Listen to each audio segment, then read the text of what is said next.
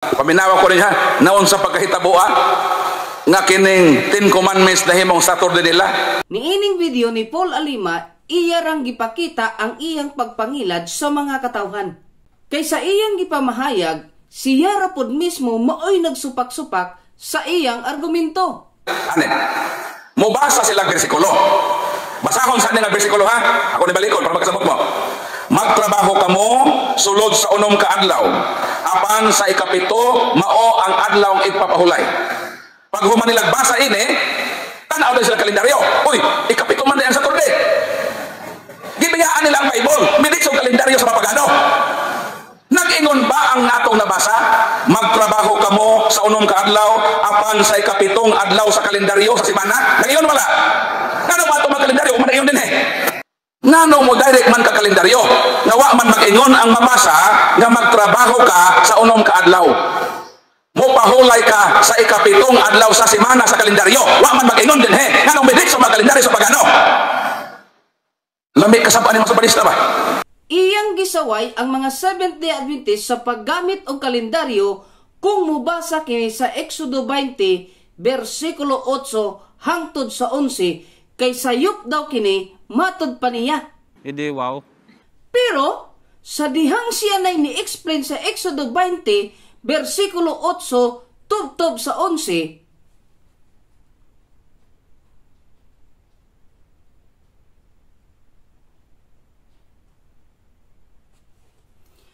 nigamit po siya kalendaryo para ihapon kung asa nagsugod ang unom kaadlaw sa pagtrabaho. Kapagutan na, kanos aman ito sa trabaho? Kanos aman mag-start ang working day?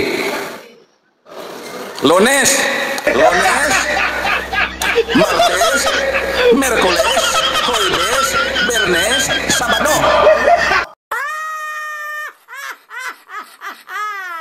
Kasab-an daw niya ang mga Seventh-day Adventist kay kung mubasa sa Exodo 20 versikulo 8 hangtod sa 11 mudagan kunog kalendaryo. Pero siya otro pod nga nigamit og kalendaryo sa dihang iya nang gisaysay ang Exodo 20 versikulo 8 tubtob sa 11.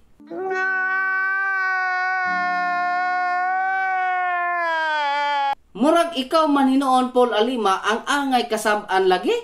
O sige, ato na lang nang ipadaplin ang kalendaryo kay murag magsakit man lagi ang imong kuto-kuto kung atong gamiton ang kalendaryo para mahibaw-an sa mga tao ang kamatuoran nga ang adlaw igpapahulay diha sa Exodo 20, versikulo 8, tubtob sa 11, mao ang adlaw Sabado.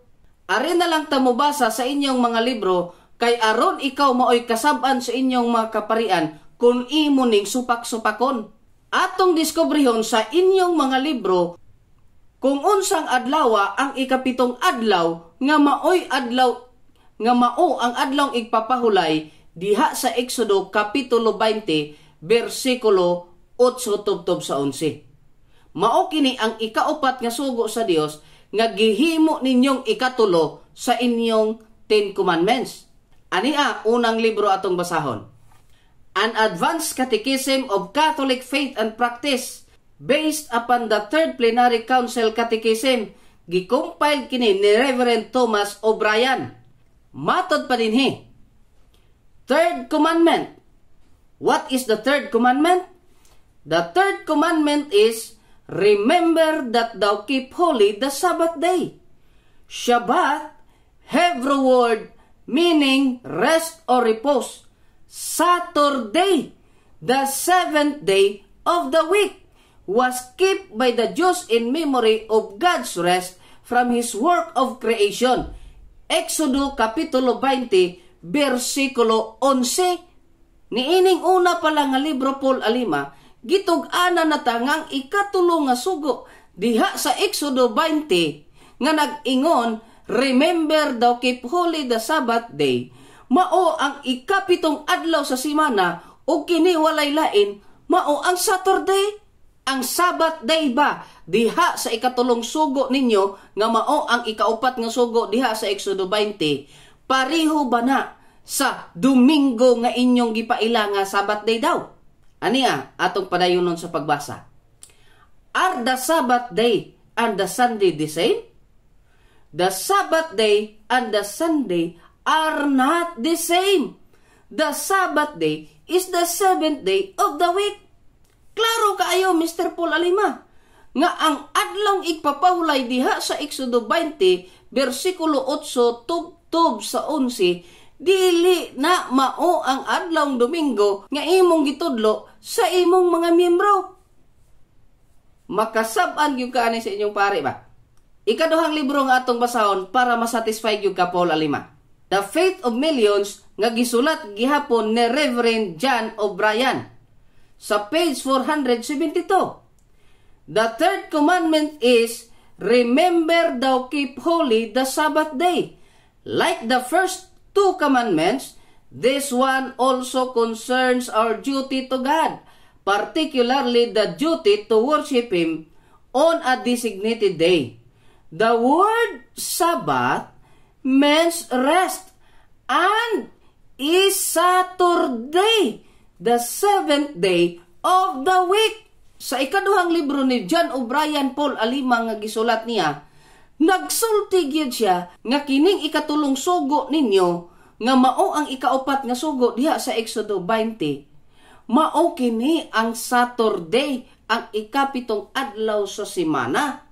Atong punan pa jud og usa pa jud ka libro ninyo para nga mailhan gyud sa mga tao ang imong pagpamakak.